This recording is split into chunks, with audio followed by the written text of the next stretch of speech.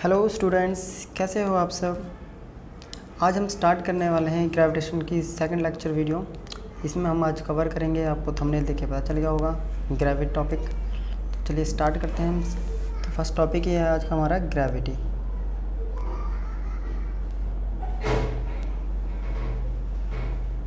ठीक है, तो अब आता है कि ग्रेविटी क्या होता है। बहुत से बच्चों को कन्फ्यूज़न होती है ग्रेविटी और ग्रेविटेशन में। तो कोई फ़र्क नहीं है, बस एक छोटा सा डिफरेंस है दोनों में। दोनों ही एक अट्रैक्टिव फोर्स हैं, बट ग्रेविटेशन जो है वो एक यूनिवर्सल फोर्स है। वो यूनिवर्स में किसी भी दो ऑब्जेक्ट के बीच में लगने वाली फोर्स है। जबकि ग्रेविटी जो है, इसमें एक ऑब्जेक्ट जो है आपका वो है फिक्स, और वो फिक्स ऑब्जेक्ट होगा हमारा अर्थ। तो ग्रेविटी होगी अर्थ और उसके आसपास, उसके सरफेस पे या उसके सरफेस के आसपास जितने भी ऑब्जेक्ट्स हैं उन पे लगने वाली अट्रैक्टिव फोर्स को हम कहेंगे ग्रेविटी। ठीक है, तो चलिए स्टार्ट करते हैं। तो ग्रेविटी क्या है हमारा? Gravity is the force of attraction between the earth and any object lying on or near its surface। Clear, ये हो गया हमारा ग्रेविटी। अब इसके बाद एक टॉपिक आता है, छोटे छोटे टॉपिक है, उसी के बाद हमारा आगे टॉपिक चलेंगे। पहला तो आता है हमारा, एक होता है मास और वेट। बहुत से लोगों में को जो है बच्चों को प्रॉब्लम रहती है मास एंड वेट। ये आप 9th क्लास में भी पढ़ के आए, तो इसलिए मैं ज़्यादा नहीं कराऊंगा। सिंपली मास क्या होता है आपका? तो मास क्या होता है? मास सिंपली मास होता है हमारा कैरेक्टरिस्टिक्स, किसी भी मैटर की characteristics of a matter that contained in it. तो मास होता है हमारा कैरेक्टरिस्टिक्स, इसीलिए हम मास को कभी क्रिएट भी नहीं कर सकते और ख़त्म भी नहीं कर सकते। और दूसरा, मास एक स्केलर क्वांटिटी होती है। इट मीन्स कि कोई डायरेक्शन नहीं होती। कैरेक्टरिस्टिक्स से एक प्रॉपर्टी है जो हर किसी के पास होती है, और इसकी एसआई यूनिट होती है, इसकी एसआई यूनिट होती है हमारी केजी। ठीक है, तो मास क्या हो गया? कैरेक्टरिस्टिक्स मैटर की, और एक स्केलर क्वांटिटी है, और दूसरा इसकी एसआई यूनिट होती है केजी। इट मीन जो हम डेली लाइफ में यूज़ करते हैं, हम जिसको हम वेट बोल देते हैं, वो हम गलत यूज़ करते हैं, वो वेट नहीं होता, वो होता है हमारा मास।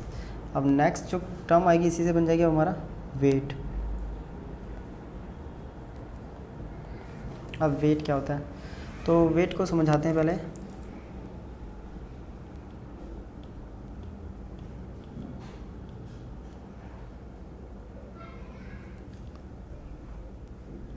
ये सपोज अर्थ है हमारी, ठीक है, ये अर्थ है।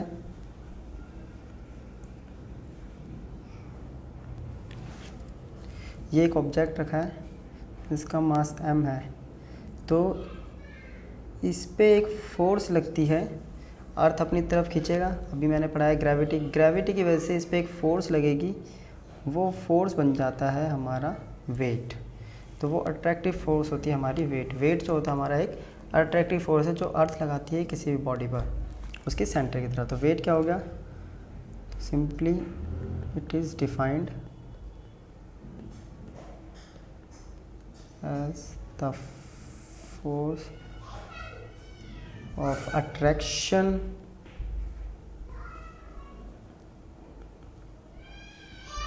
exerted by the earth on the body towards its center। तो इसे कहते हैं वेट। तो वेट क्या होगी? जो फोर्स होती है वो बन जाती है हमारी वेट, और ये इक्वल्स टू होता है मास इंटू एक्सेलरेशन, और यहाँ पे ए की जगह रिप्लेस हो जाता है जी। अब जो वेट है फोर्स है, तो ये एक वेक्टर क्वांटिटी हो जाती है, क्योंकि इसकी डायरेक्शन कहाँ है? Towards the centre. और इसकी एसआई यूनिट हो गई हमारी न्यूटन। और न्यूटन। तो ये हो गया हमारे तो दो छोटे छोटे जनरली टॉपिक। अब हम आगे स्टार्ट करते हैं। नेक्स्ट टॉपिक जो है वो है हमारा फ्री फॉल। फ्री फॉल क्या होता है?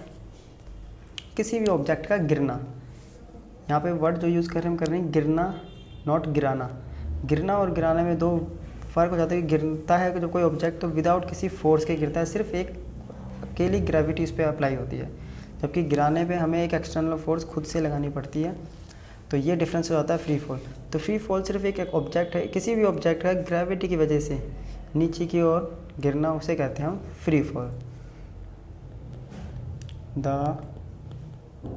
Motion of a body under the influence of gravity alone. तो ये हो गया हमारा फ्री फॉल। अब यहाँ से पता चल रहा है कि ऑब्जेक्ट कोई गिरेगा, नीचे की तरफ गिर रहा है। जब नीचे की तरफ गिरता है तो उसमें क्या होता है, उसकी वेलोसिटी चेंज करती है। ऊपर कम वेलोसिटी होती है जहाँ से गिरता है, यानी u 0 होता है, हमने पढ़ा हुआ है, छोटी क्लास में पढ़ा है। जब ऊपर से फ्री फॉल होता है तो इस केस में u 0 हो जाता है, लेकिन नीचे तक ज़्यादा उसके पास एक मोशन आ जाता है। मोशन आता है इट मीन्स इसकी वेलोसिटी इंक्रीज़ कर रही है। अगर वेलोसिटी इंक्रीज़ करती है उसकी, तो उसके अंदर इट मीन्स वेलोसिटी चेंज हो रही है। और हमने पढ़ा है कि चेंज इन वेलोसिटी क्या होता है, एक्सेलरेशन।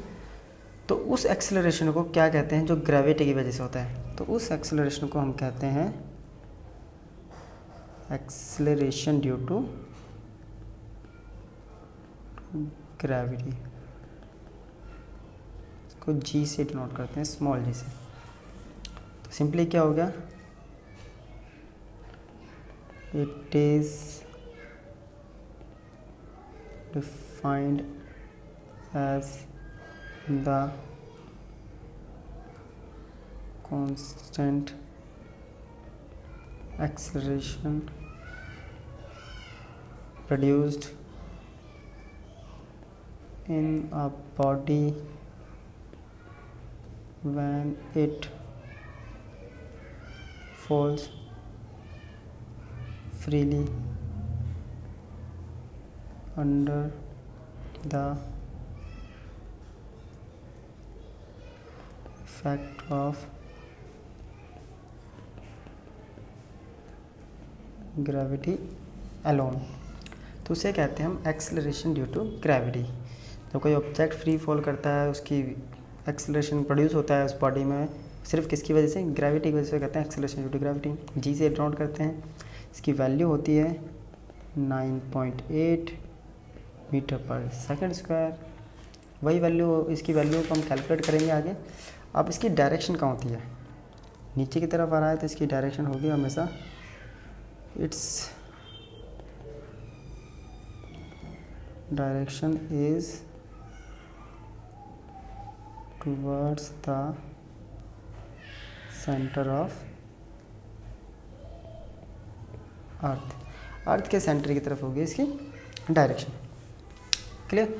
तो ये तो हो गया हमारा एक्सेलरेशन ड्यू टू ग्रेविटी। अब हम करते हैं कि जो हमने बताया कि ग्रेविटी और ग्रेविटेशन में क्या डिफरेंस होता है। ठीक है, तो चलिए स्टार्ट करते हैं हम। तो चलिए अब हम क्या कर रहे हैं, यहाँ पे हम डिफरेंस क्रिएट करेंगे ग्रेविटेशन और ग्रेविटी के बीच में। तो हम पार्टीशन बना लेते हैं, इजी रहेगा हमें। एक तरफ ले लेते हैं हम ग्रेविटेशन और दूसरी साइड ले लेते हैं हम gravity.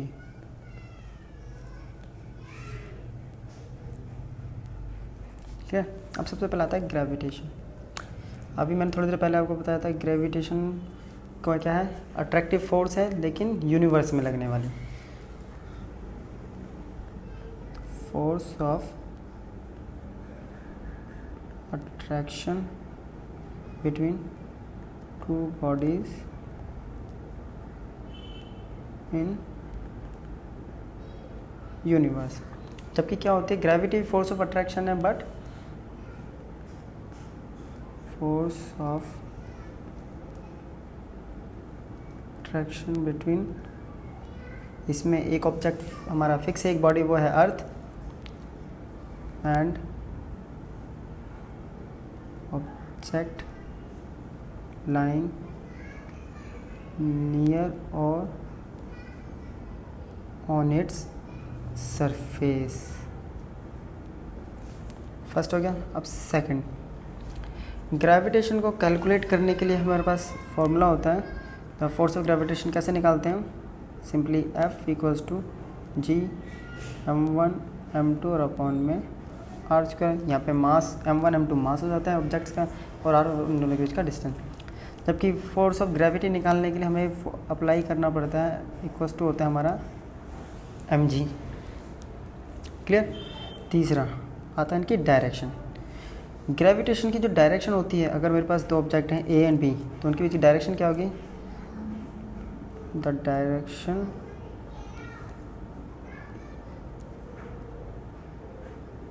Of force between A and B कैसी होगी? वो अलोंग ए बी के अलोंग होगी, उनके सेंटर से। ठीक है, अलोंग ए बी होगी। और जबकि हमारी इसमें क्या होगी? ग्रेविटी में ये कैसी होती है? डायरेक्शन होती है टूवर्ड्स सेंटर ऑफ अर्थ। ठीक है, तीसरा 3 हो गए। अब नेक्स्ट कर लेते हैं फोर्थ। फोर्थ में क्या होगा? इनके बीच का gravitation force F can be 0 हो सकता है। कब? If R equals to infinite. It means उन दोनों के बीच का अगर सेपरेशन इनफाइनाइट हो जाए तो हमारा F 0 हो सकता है। ठीक है, अब बात आती है कि हमारा G कब ग्रेविटी फोर्स कब 0 होती है? तो वो होगी F कैन बी 0 कब? When object is at centre of earth. अगर ऑब्जेक्ट को हम अर्थ के सेंटर पर लेके चले जाएं तो उस केस में हो जाएगा हमारा क्या? ग्रेविटी या फोर्स ऑफ ग्रेविटी 0। क्लियर। तो ये हो गया हमारे कुछ डिफरेंस ग्रेविटेशन और ग्रेविटी के बीच में। तो कुछ डिफरेंस हमने यहाँ पे कर लिया। अब हम जो नेक्स्ट टॉपिक करने जा रहे हैं उसमें हम निकालेंगे रिलेशन। तो रिलेशन किस किस के बीच में? रिलेशन निकालेंगे हम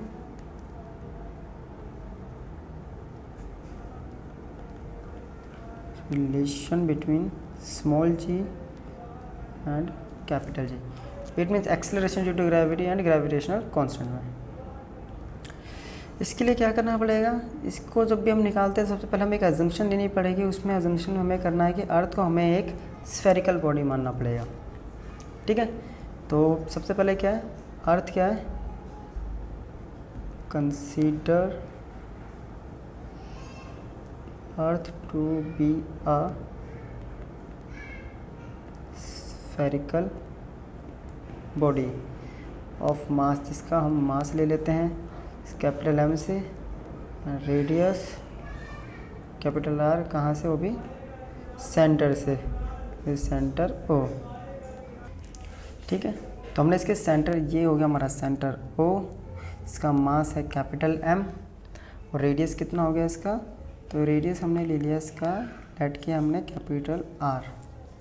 ठीक है, अब हम क्या करें? एक ऑब्जेक्ट और लेंगे जिसका एक ऑब्जेक्ट लिया हमने, एक ऑब्जेक्ट हो गया हमारा, इसका मास हो गया स्मॉल m, इसको रख दिया अर्थ के सरफेस पर। अर्थ के सरफेस पर रखेंगे तो उस पर क्या होगा? ग्रेविटी इस पर एक्ट होगी कैसे? Downward toward the centre. तो ये क्या हो, कितनी हो जाएगी फोर्स? mg। तो बस अभी यही स्टार्ट करते हैं हम। हमने क्या किया? सपोज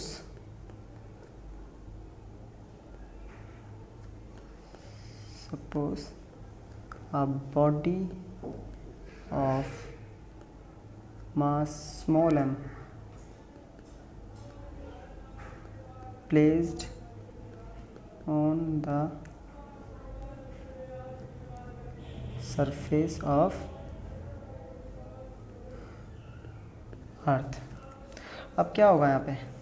अब यहाँ पे सबसे पहले तो हमारा न्यूटन्स लॉ लगता है हमेशा, according to Newton's law of gravitation. ये पूरे यूनिवर्स में सब हर ऑब्जेक्ट के बीच में लगेगा। तो क्या होता है हमारा यूनिवर्सल लॉ? यूनिवर्सल लॉ हमारा होता है F equals to capital G mass of two objects और अपॉन में डिस्टेंस में। तो डिस्टेंस होता है यहाँ पे हमारा रेडियस, अर्थ का रेडियस उसके सरफेस पे रखा हुआ है। अब ऑब्जेक्ट पे नीचे की तरफ डायरेक्शन में फोर्स लग रही है, तो यहाँ पे न्यूटन्स का सेकंड लॉ भी लगेगा by Newton's second law of. क्या कहता है न्यूटन्स का सेकंड लॉ? न्यूटन्स का सेकंड लॉ क्या कहता है कि F इक्वल्स टू mg। अब यहाँ पे फोर्स की दो इक्वेशन बनेगी, दोनों को इक्वेट कर देते हैं हम। इक्वेट करेंगे तो क्या बनेगा हमारा mg equals to G m upon में r स्क्वायर। m से m यहाँ पे आगे कैंसिल आउट, तो g equals to capital G m upon में r स्क्वायर। तो यहाँ से हमें एक वैल्यू मिल गई ये। अब यहाँ पे हम अगर इस वैल्यू को देखें तो जो स्मॉल g की जो वैल्यू है वो डिपेंड कर रही है एक तो कैपिटल G पे, दूसरा अर्थ के मास पर, और तीसरा आपके डिपेंड करती है यहाँ पे रेडियस पे।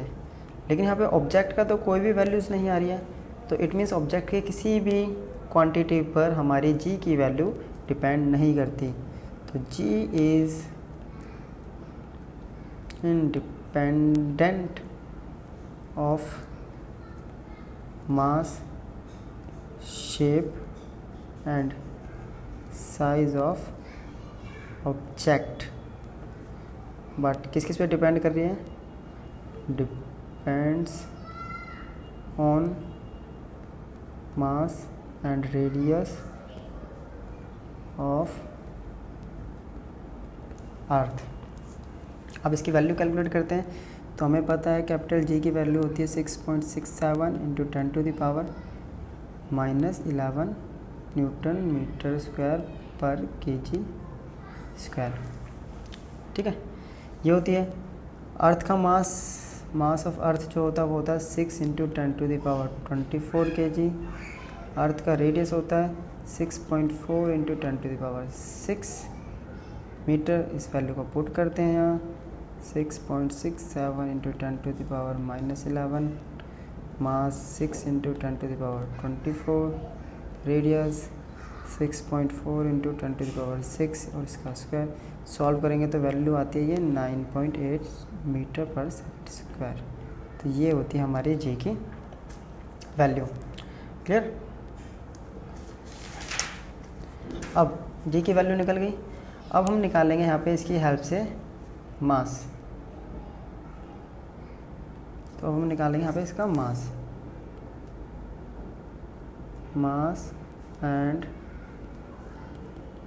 Density of earth. तो सबसे पहले हम क्या निकालते हैं यहाँ पे? हम निकालते हैं यहाँ पे हम मास। अभी हमने निकाली है G equals to capital G m upon में r स्क्वायर। तो यहाँ से मास की इक्वेशन क्या आ जाएगी? G r स्क्वायर और अपॉन में कैपिटल G। कोई प्रॉब्लम नहीं। अब हमें यहाँ पे पता है कि G इक्वल्स टू है 9.8 metre per second square, R equals to है 6.4 into 10 to the power 6 metre, और कैपिटल G की वैल्यू दे रही है 6.67 into 10 to the power -11 newton metre square पर kg स्क्वायर। इन सारी वैल्यूज़ को हम पुट कर देते हैं यहाँ पे। तो m इक्वल्स टू आ गया मेरे पास यहाँ 9.8, 6.4 इंटू 10 टू द पावर 6 इसका स्क्वायर, और अपॉन में value 6.67 into 10 to the power -11। इसको कैलकुलेट करते हैं तो वैल्यू आती है 6.018 into 10 to the power 24 kg, जो कि वैल्यू बनी थी हमारी 6 into 10 to the power 24 kg। ये है हमारा अर्थ का मास। अब हम निकालेंगे, कैलकुलेट करेंगे अर्थ की डेंसिटी। अब हम कैलकुलेट करेंगे अर्थ की डेंसिटी। तो डेंसिटी ऑफ अर्थ। अब डेंसिटी हमारा होता है जनरली मास और अपॉन में वॉल्यूम। इसको रो से डिनोट कर देते हैं। मास हमारा है कैपिटल M, वॉल्यूम क्या होगा? स्फेयर है तो 4/3 पाई r क्यूब। तो फॉर्मूला बन गया हमारे पास 3m/4πr³ रो। एक फॉर्मूला तो ये बन गया, ये r³ है हमारा, ठीक है। अब m की वैल्यू पुट कर देते हैं हम यहाँ से g की वैल्यू होती है Gm/r², तो m = आ गया G/r² कैपिटल G।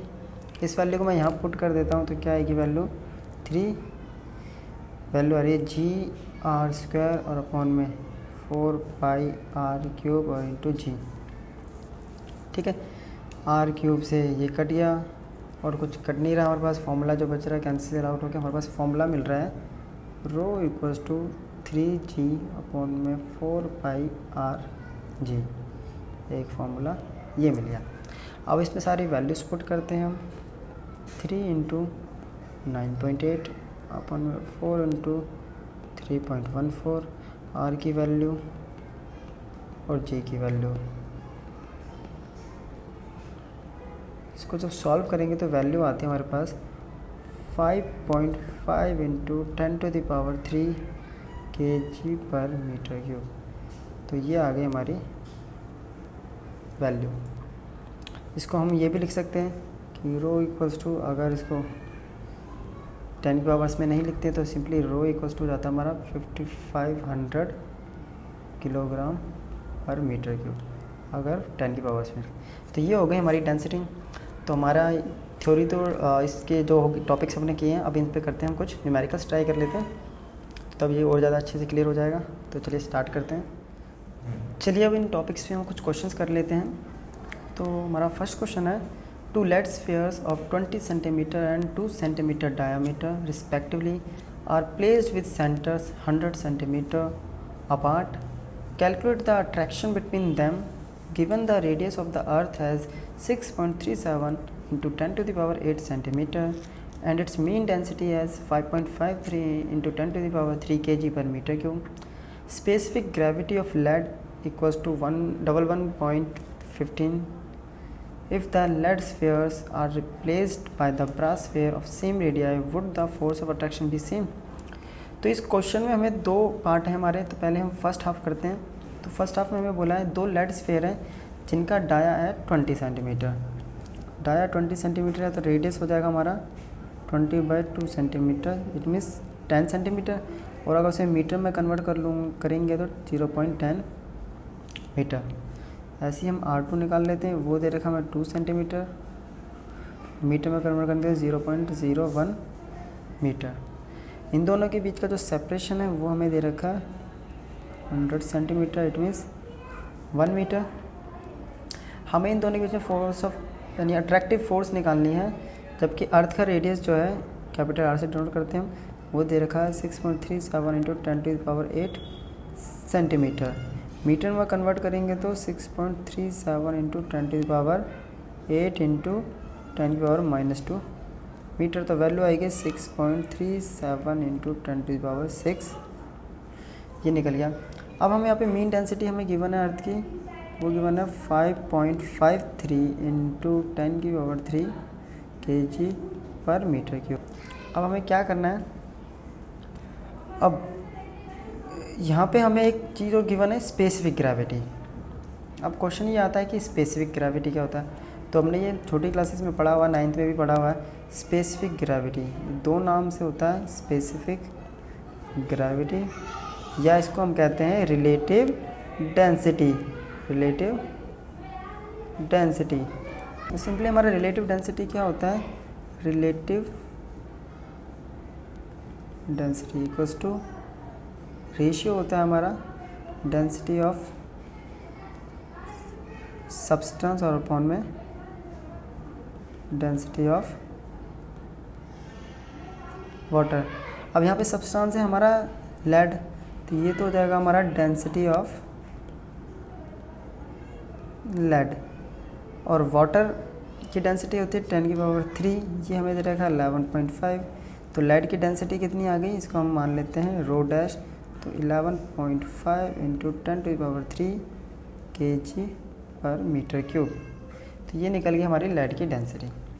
अब हमें क्या करना है, फोर्स निकालनी है तो उसके लिए पहले हमें मास पता होना चाहिए।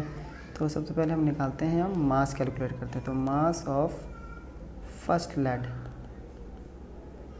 पहले लेड स्फीयर का मास, फॉर्मूला क्या होगा, m1 mass equals to volume into density. तो वॉल्यूम निकालते हैं हम 4/3, पाई की वैल्यू 3.14, आर की वैल्यू आई थी हमारी 0.10, क्यू या 11.5 इंटू 10⁻3। सॉल्व करेंगे तो वैल्यू आएगी 48.15 kg। m1 आ गया। ऐसे ही हम निकालेंगे m2। Similarly m2 equals to 4/3 pi r2 का क्यूब और रो डैश। तो m2 निकाल लेते हैं हम। 4/3 पाई की वैल्यू 3.14, इसकी वैल्यू होती है 0.01, हमने अभी कैलकुलेट करी है, और इसकी वैल्यू 11.5 इंटू 10⁻3। कैलकुलेट करेंगे तो वैल्यू आएगी 0.04815 kg। तो मासेस निकल गए हमारे, मासेस निकल गए। अब हमें यहाँ पे रेडियस गिवन है उसका, और साथ साथ अर्थ का रेडियस और अर्थ की डेंसिटी, तो उनको भी यूज़ करना है। तो कैसे, ये हमने पढ़ा है अभी कि जो स्मॉल जी होता है वो कैपिटल जी एम और अपॉन आर स्क्वायर का रिलेशन, ये रिलेशन पढ़ा है। अब यहाँ पे हम जी अपॉन आर स्क्वायर को तो एज इट इज रख देते हैं, मास को रिप्लेस कर देते हैं। मास क्या होगा, फिर से वॉल्यूम, इट मीन्स अर्थ का वॉल्यूम, और इनटू अर्थ की डेंसिटी। आर स्क्वायर से क्यूब कैंसिल। अब यहाँ से हम निकालते हैं कैपिटल जी की वैल्यू, तो ये आएगा 3g में 4 πr रो आ गया। अब निकालते हैं हम अट्रैक्शन फोर्स। तो फोर्स ऑफ अट्रैक्शन क्या है हमारे पास, फोर्स ऑफ अट्रैक्शन है हमारे पास कैपिटल जी m1 m2 और अपॉन में आर स्क्वायर।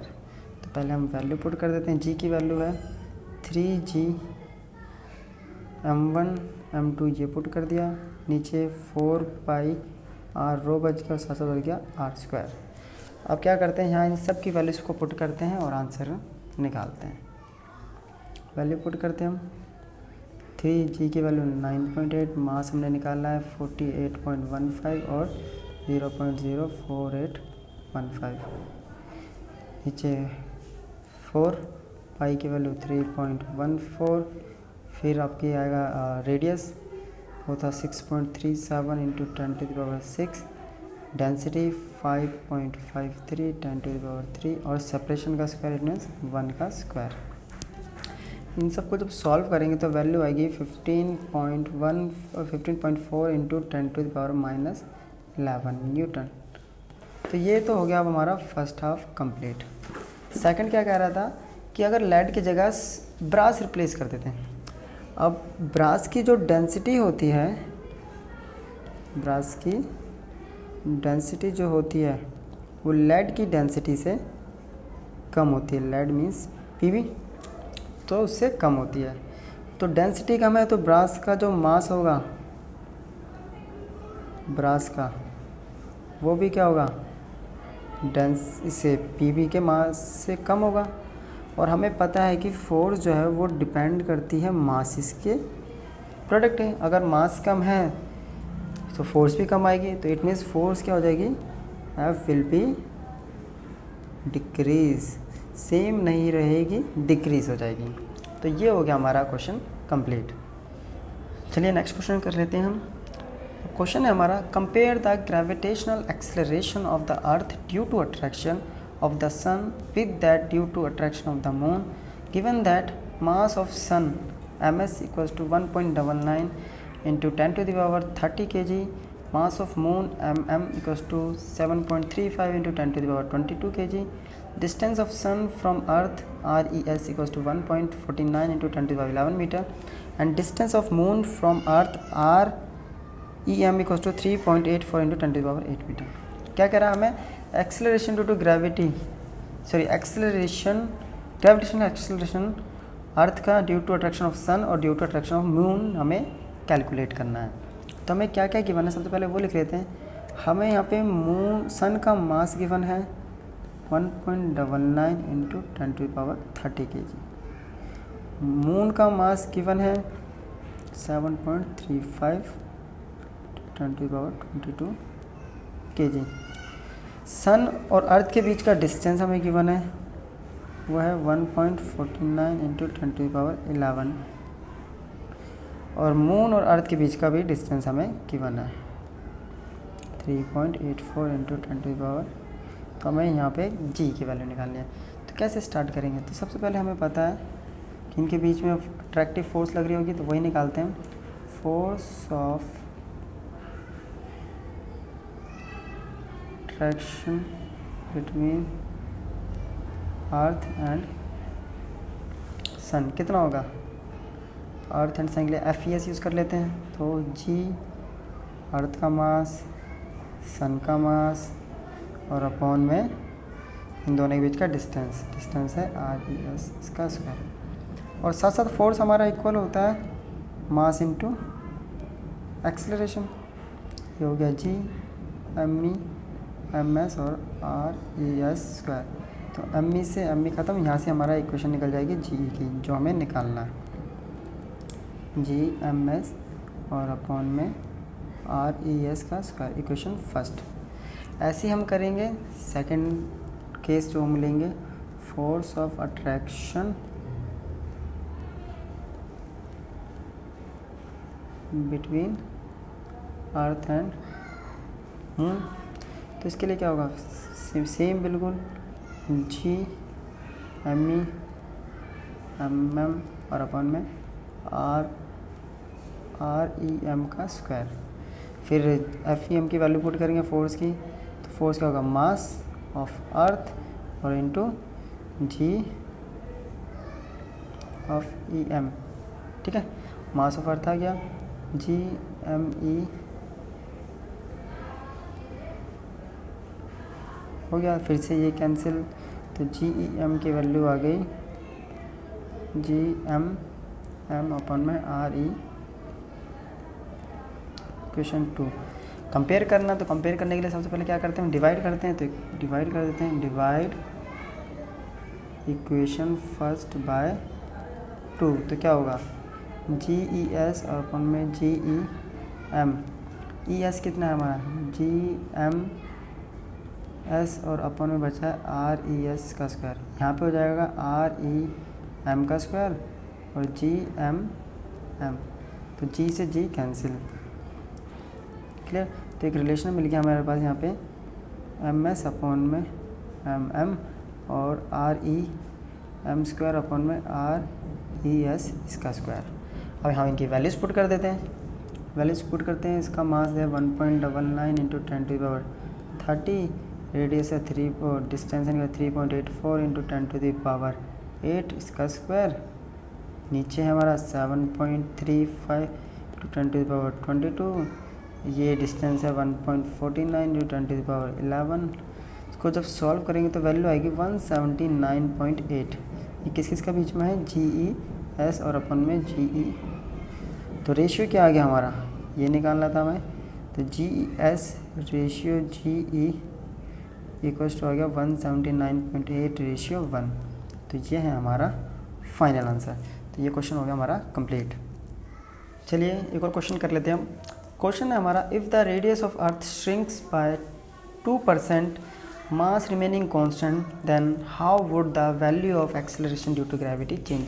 क्या कह रहा है? अगर अर्थ का जो रेडियस है, अगर उसको हम 2% श्रिंक कर देते हैं, सिकुड़ देते हैं, घटा देते हैं, डिक्रीज़ कर देते हैं, और मास को हम कांस्टेंट रखते हैं, तो एक्सेलरेशन ड्यू टू ग्रेविटी पे क्या इफेक्ट पड़ेगा? तो सबसे पहले उसी से स्टार्ट करेंगे।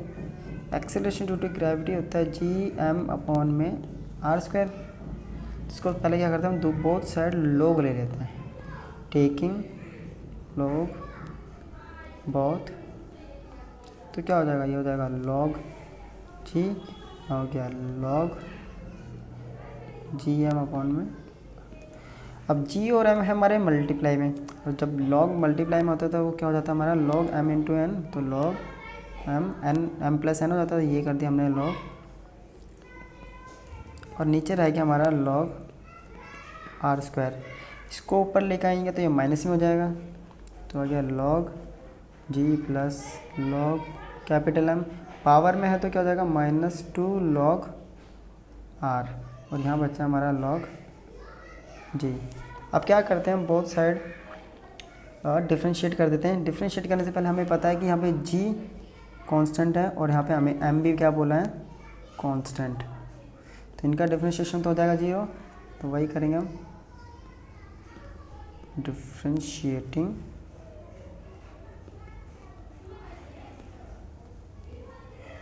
Both sides.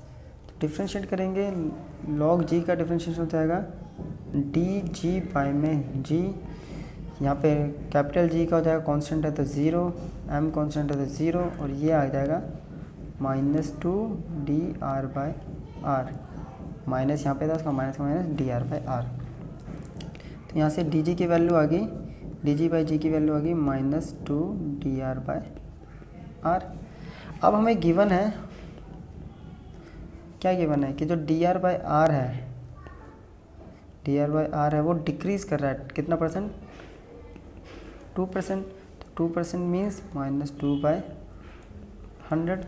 इस वैल्यू को मैं ऊपर पुट करता हूँ तो क्या आएगा, तो dg बाई g परसेंटेज में कन्वर्ट कर देते हैं, इक्वल्स टू -2 dr कितना आ गया, -2 बाई 100 और मल्टीप्लाई बाई 100, तो ये कितना आ गया, प्लस का 4%, प्लस का 4% है, इट मीन्स ये क्या कर रहा है, g क्या हो जाएगा हमारा, इंक्रीज़ कर जाएगा, इंक्रीज बाई कितने परसेंट, 4%। अगर 2% रेडियस को हम डिक्रीज़ करते हैं तो जी जो है वो 4% इंक्रीज़ कर जाएगा। तो ये लेक्चर वीडियो यहीं ख़त्म होती है, अब इससे आगे हम नेक्स्ट वीडियो में करेंगे, तब तक के लिए गुड बाय।